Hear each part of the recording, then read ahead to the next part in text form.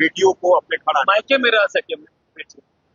सबसे बड़ी बात है कि पहले अपने घर की बेटियों को जिस प्रकार से उन्होंने छोड़ दिया है कि रोहिणी आचार्य जी कितनी दुखी होकर यहाँ से गई थी, और यही पटना का एयरपोर्ट था जब रोहिणी आचार्य जी दुखी होकर गई थी। तो पहले घर की बहू बेटियों को हम लोग मान सम्मान देंगे तो निश्चित रूप से आगे स्वतः सम्मान हम लोग सब जगह पाएंगे। और रही बात उनके विदेश दौरे की, तो जब 5 दिन का जब संसद ये विधानसभा सत्र चल रहा था तो निश्चित रूप से हम लोग भी अगर जीत कर आए थे तो हम लोग की भी इच्छा थी कि विपक्ष की क्या भूमिका होती है, हम लोग भी देखे विपक्ष क्या करती है क्या नहीं करती है। लेकिन बहुत ही दुख की बात रही कि हम लोग विपक्ष देख नहीं पाए, क्योंकि विपक्ष के नेता जो थे वही सदन से गायब थे। निश्चित रूप से बाबा का दिमाग जो है इस चुनाव में करारी हार देखने के बाद कहीं ना कहीं उनका झुकाव एनडीए के प्रति है, और हम लोग स्वागत करते हैं कि अगर वो आते हैं तो एनडीए में उनका स्वागत है। नमस्कार, लाइव बिहार देख रहे हैं आप, आपके साथ मैं स्नेहा गुप्ता। चिराग पासवान के नेता ने सीधे तौर पे तेज प्रताप यादव को धो दिया है। दरअसल आपको वो मामला ही याद होगा जहां पर तेज प्रताप के हनुमान कहे जाने वाले लड़के सौरभ की अगर हम बात करें तो लगातार वो तेज प्रताप यादव के आगे पीछे घूमता था, लेकिन इन दिनों उसने बताया कि किस तरीके से तेज प्रताप यादव ने उसको मारा और साथ में वीडियो भी बनाया है, जिसको लेके काफी ज्यादा चर्चा में भी रहा वो लड़का। अब ये सवाल पूछा गया संजय सिंह से, जो कि बिहार सरकार के मंत्री हैं और महुआ के वर्तमान में विधायक हैं। रोहिणी आचार्य को लेकर भी पूछा गया, क्या कुछ कहते नजर आए संजय सिंह, पहले आप इस वीडियो पर नजर डालिए। महिलाओं को सुरक्षा देने का काम करे सरकार, बेटियों को अपने घर मायके में रह सके बेटी। सबसे बड़ी बात है कि पहले अपने घर की बेटियों को जिस प्रकार से उन्होंने छोड़ दिया है कि आने वाले कुछ दिन पहले आपने देखा होगा कि रोहिणी आचार्य जी कितनी दुखी होकर यहाँ से गई थी, और यही पटना का एयरपोर्ट था जब रोहिणी आचार्य जी दुखी होकर गई थी।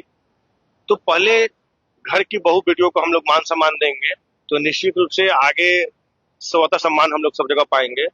और रही बात उनके विदेश दौरे की, तो जब 5 दिन का जब संसद ये विधानसभा सत्र चल रहा था तो निश्चित रूप से हम लोग भी अगर जीत कर आए थे तो हम लोग की भी इच्छा थी कि विपक्ष की क्या भूमिका होती है, हम लोग भी देखे विपक्ष क्या करती है क्या नहीं करती है।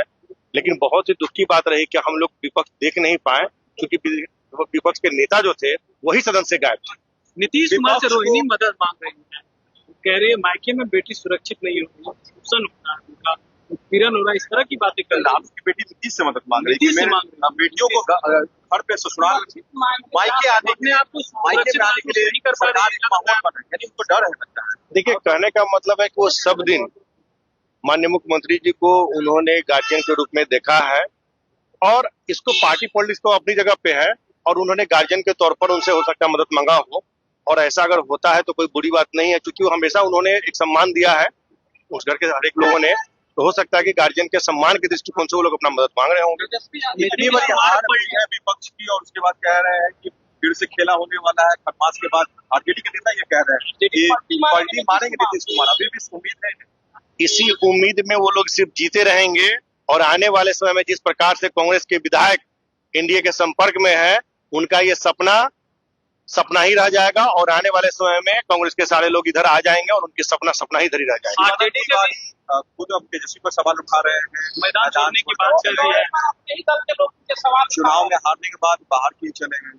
निश्चित रूप से बाबा का दिमाग जो है इस चुनाव में करारी हार देखने के बाद कहीं ना कहीं उनका झुकाव एनडीए के प्रति है, और हम लोग स्वागत करते हैं कि अगर वो आते हैं तो एनडीए में उनका स्वागत है। तेजस्वी पर सवाल उठाया निश्चित रूप से, चूंकि हम उनको एनडीए में जब उनको आने की इच्छा है तो निश्चित रूप से सवाल उठाएंगे। नेता लायक नहीं है, अगर वो मैदान छोड़ करके भागे, जनता के बीच रहना चाहिए।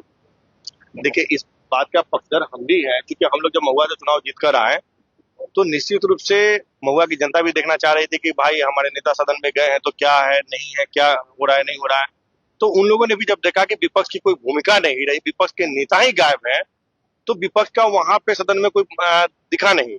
तो निश्चित रूप से हम लोग भी अगर पहली बार जब जीत कर आए तो हम लोग को भी लग रहा था कि भाई विपक्ष की भूमिका हम लोग भी देखें कि विपक्ष कैसे सवाल उठाते हैं, कैसे तीखा नोकझोंक होता है। लेकिन 5 दिन में कभी ऐसा देखने को कुछ भी नहीं मिला। तो कहीं ना कहीं विपक्ष की कोई भूमिका नहीं रही। आपके जदयू के क्षेत्र लोग का कह रहे हैं एक 18 लड़का है विधायक जो का प्रताप संपर्क यादव में। के समर्थक है, पिटाई उस पर आरोप लगा, क्या उम्मीद और गुहार लगा रहे हैं कि मेरे साथ गलत हुआ है? आपके सोशल मीडिया के माध्यम से ही और आपके चैनल के माध्यम से हमने भी देखा है, और वो लड़का संजोगवश हमारे क्षेत्र के ही और बगल का ही, मतलब घर के ही रहने वाला लड़का है। तो उसने पर्सनली हमसे भी संपर्क करने का प्रयास किया और हमको बताया गया कि हमको मंत्री जी से बात कराइए, मेरे साथ बहुत गलत हुआ है। तो कहीं ना कहीं कोई भी है, लेकिन हमारे क्षेत्र का है, तो निश्चित रूप से हमारा फर्ज बनता है कि चाहे कोई भी दल का हो, लेकिन है तो मेरा वोटर, तो निश्चित रूप से हमने संज्ञान लिया है और देखते हैं, अगर उनके साथ कुछ भी गलत नहीं होने देंगे, इतना विश्वास रखिए। सहायता आप मंत्री के रूप में? हाँ भाई, हमारे क्षेत्र का कोई भी हो, लेकिन है तो हमारा वोटर ना। हमको तो मतलब ऐसा थोड़ी कि सपोर्टर, और हमारे सभी वोटर हैं।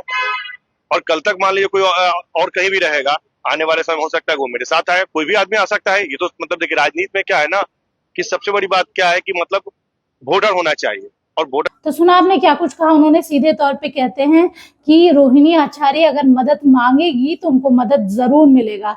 साथ में महुआ के उस लड़की के बारे में उन्होंने कहा कि हमारे घर के पास वाला लड़का है, तो हमारा तो वोटर ही हुआ और हमारी उसकी रक्षा करना जिम्मेदारी बनती है, हम एक्शन जरूर लेंगे। आप बने रहिए हमारे साथ, तब तक के लिए बहुत बहुत शुक्रिया।